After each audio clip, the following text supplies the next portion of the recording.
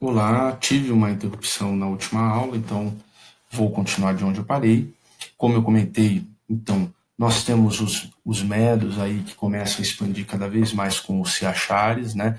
Ciachares segundo, que teria sido realmente o unificador, a despeito do que fala Heródoto sobre Fraortes, ou até sobre o seu antecessor, né? o, o Deioses, enfim, vai ser Ciachares segundo quem vai unificar o reino Medo. Né?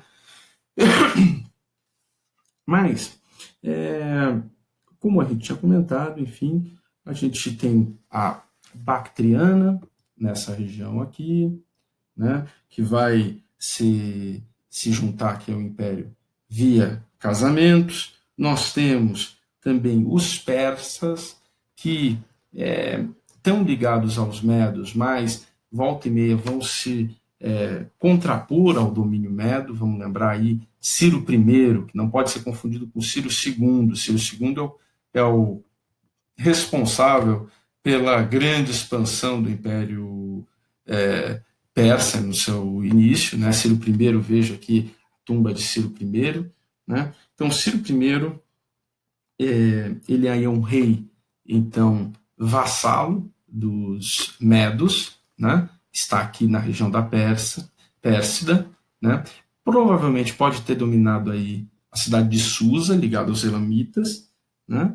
E principalmente diante do acesso que os persas tinham, um acesso aos cavalos. Tinha terminado mais ou menos por aí, e ia falar sobre os Ciachares, a façanha dos Ciachares a respeito da tomada aí, não só de Assur, mas também de Nínive, 2 anos depois. Né? Então, o Ciachares vai ampliando suas alianças cada vez mais e seu raio de ação, e ele chega até se chocar aqui com o reino da Lídia, né? Essa região que vai ser o espaço em que primeiramente vai se cunhar a moeda no mundo. Né? A Lídia é o espaço em que começa a cunhagem de moedas. Mas, enfim, historicamente se fala que ele seria um império, porque foram os gregos que falaram que ele seria um imperador, porque o Ciachares teria expandido militarmente o império, o território médio. Mas ele foi um chefe carismático, tinha conseguido aí prestígio nas suas lutas contra a Síria, quando derrubou Nínive em 600, né, 612 a.C., né, o fato de que ele, enfim, fez um acordo com Nabopolassar, aqui da Babilônia, tudo é importante, tudo, mas vamos lembrar o seguinte: os medos não tinham em seu território, além de Ecbatana, nenhuma cidade tão expressiva como a Babilônia ou Sais, né, cidades que eram cidades muito grandes. Sua grande cidade era Ecbatana e só. Seu território era muito grande, mas era um território, em sua maioria, que dominava cidades bastante pequenas. Não havia centros político-econômicos expressivos. Né? A maior parte deles entraram em crise. Né? Por exemplo, Susa, que era um centro importante antes, né? Tinha entrado já em crise há um tempo. Né? Então, tanto Astíages, que é o filho de Ciachares, quanto Ciachares, eles não vão aí reinar sobre grandes impérios ou grandes cidades, como é o caso de Babilônia ou Sais. Vamos lembrar que o Egito passava aí pelo renascimento saíta. Né? É, tanto os Ciachares, mas com seu filho, o Astíages, eles lideraram um sistema de alianças matrimoniais, militares e comerciais entre a Média, a Babilônia, a Lídia, né, a Cilícia e o Egito. Né? E isso se traduziu em 30 anos de paz nesse Oriente Próximo. Né? É, além disso tudo, a estrutura política deles, ela era baseada numa baixa coesão interna. Né? Não havia uma hegemonia dos medos, né? Um sistema tributário que abarcasse toda essa região que a gente chama de medos. Então, a gente chamar de império medo, né, é forçar muito a barra. Né? Não tinha essa tradição. Enfim, mas foram poucas as décadas aí de hegemonia meda, né? Se a gente for pensar que o Ciachares começa aí no ano 625 a.C.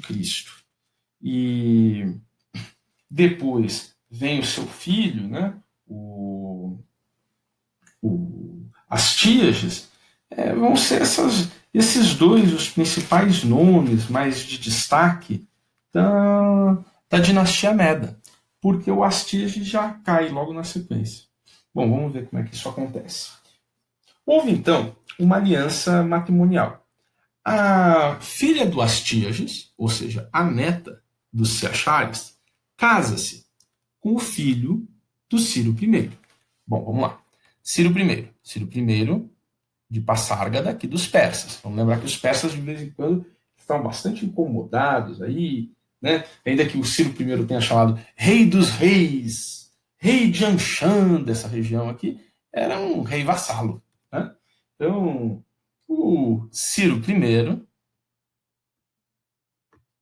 aquele reizinho pequenininho e tal, seu filho, Cambises I, casa-se com a neta dos Ciachares, que tinha feito toda essa expansão. Ou seja, com a filha de Astíages. Né? E aí, a filha de Astíages e Cambises geram um filho. Este filho se chama Ciro II. Ciro II é representado nessa estela aqui. Né? Essa estela representa bastante o que é o Ciro II. Por quê?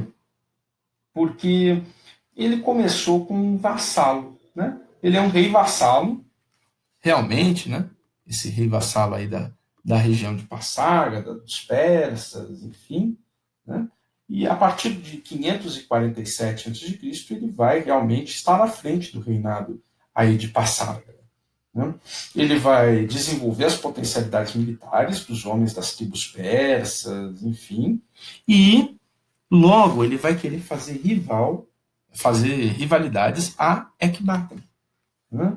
E, na verdade, ele vai querer submeter a cidade de Ecbatana à cidade de Passárgada.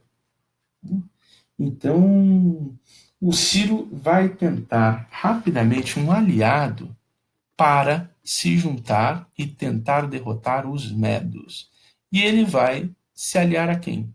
A um rei que tinha subido na Babilônia de uma maneira ilegítima, que era um cara chamado Nabonido. Né? Esse Nabonido vai marchar sobre a Síria e vai ajudar o Ciro II a derrubar quem? Astíages.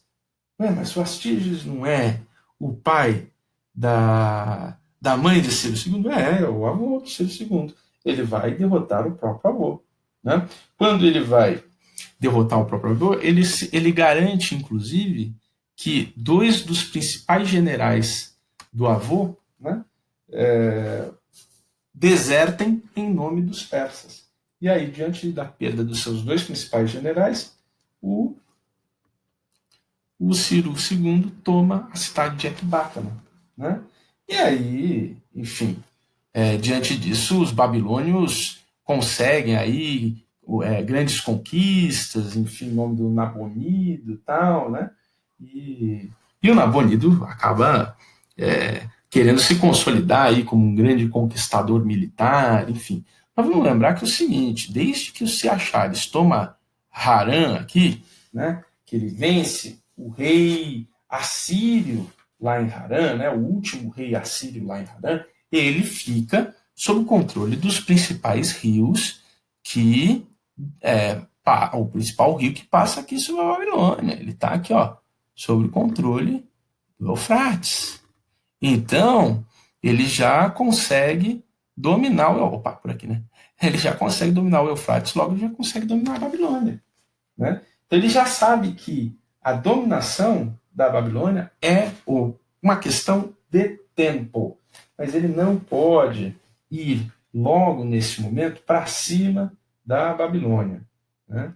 E enquanto o Nabonido está indo para cima da Babilônia, o Nabonido está indo para cima da Arábia, ele percebe que ele tem que ir rapidamente para cima da Babilônia para que o Nabonido também não tenha um grande território na Arábia e consiga consolidar aí um grande domínio territorial, né? Só que, enquanto ele vai consolidando, né, o Ciro II vai consolidando aqueles recém-conquistados territórios que antes eram dos Medas, né, acontece algo bem curioso, né? Aqui na região da Lídia, um rei de bastante destaque, sobre o qual vamos falar depois, não podemos falar agora, né?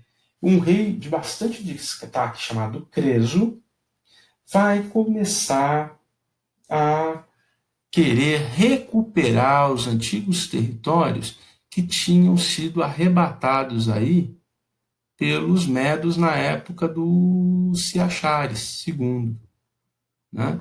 Então, nessa época, esse rei, e Sardes é a capital aqui da Lídia, né? Este rei Creso vai querer conquistar cada vez mais territórios nesse território que antes era a Média, mas agora está submetido a quem? A Ciro II, rei de Passárgada, filho de Cambises I. Né? Veja aqui uma inscrição que existe. Eu sou Ciro o Grande. Isso aí está escrito em elamita e em aramaico. Veja que a cidade de Passárgada, o importante sítio arqueológico de Passárgada. Veja o sistema de irrigação, é muito provável que Passárgada contava com um rico jardim, que é um jardim do tipo mais atual que existe esqueçam a edificação ao fundo, né? Um jardim mais atual que existe lá no Irã, né? Esses jardins eram muito ridicularizados pelos gregos, né? Por que os persas precisam desses jardins? Aliás, os costumes persas, né? Como eu falei para vocês, grande parte do que veio dos persas chegou para nós via gregos. Então, muita coisa dos persas foi ridicularizada pelos gregos, né? Então, é muito curioso isso, né? As tradições persas foram bem ridicularizadas, né? E Passárgada, que é uma cidade fundamental para os persas, também, né? Teve aí seus jardins e tudo. E os gregos falavam, por que eles precisavam tanto dessas águas, dessas coisas, e precisam dessas coisas afrescalhadas, enfim, né? Então, os gregos tiravam bastante sarro, né? Tiravam sarro também, falavam que entre os persas, né? Era um costume, depois das batalhas, por exemplo, eles bebiam pra caramba, havia muitas traições e vinganças, né? Enfim, é muito curioso, né? A gente tem, infelizmente, uma parte dos registros vem dos gregos, então, e os gregos são os inimigos dos persas, então a gente tem uma perspectiva muito negativa sobre os persas. Aqui seria uma representação de como era a cidade de Passárgada, né? Uma representação de Passárgada vista de cima, tá? Mas, enfim, voltando aqui a Ciro II. Então, Ciro II, ele vai ter, então, essa intenção de marchar contra a Babilônia, né? Ele sabia que, tendo tomado Ecbátana e tomando essas regiões aqui do antigo Império Assírio, era uma questão de tempo ele tomar aqui a Babilônia de Nabonido, né? Eles se aliaram a Nabonido somente para tomar Ecbátana dos Medos, mas uma vez tomada Ecbátana, a Mesopotâmia é uma questão de tempo. A questão é a seguinte, Creso começa, realmente, né? Creso começa a querer retomar os seus territórios perdidos aí para os medos, ainda que ele tenha estabelecido o seu domínio sobre as cidades de Nínive, Arbela, Assur, enfim, né? Ele vai ter que dirigir seus esforços e seus guerreiros para a região da Capadócia, né? E aí ele vai ter que derrotar Creso, né? E ele chega efetivamente a tomar Sardes, que é a capital. Então os persas, se os medos chegaram até aqui, os persas conseguem tomar realmente até a capital Sardes aqui, né? E tomam tudo isso daqui. Tá?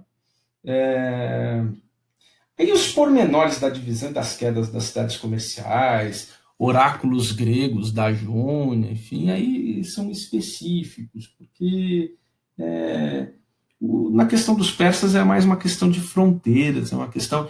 Ali era uma correlação de forças que para os persas não tinha muita importância. Né? Os persas viam seu domínio de uma maneira muito mais territorial nesse primeiro momento. E essas cidades marítimas elas estavam voltadas muito mais para essa costa.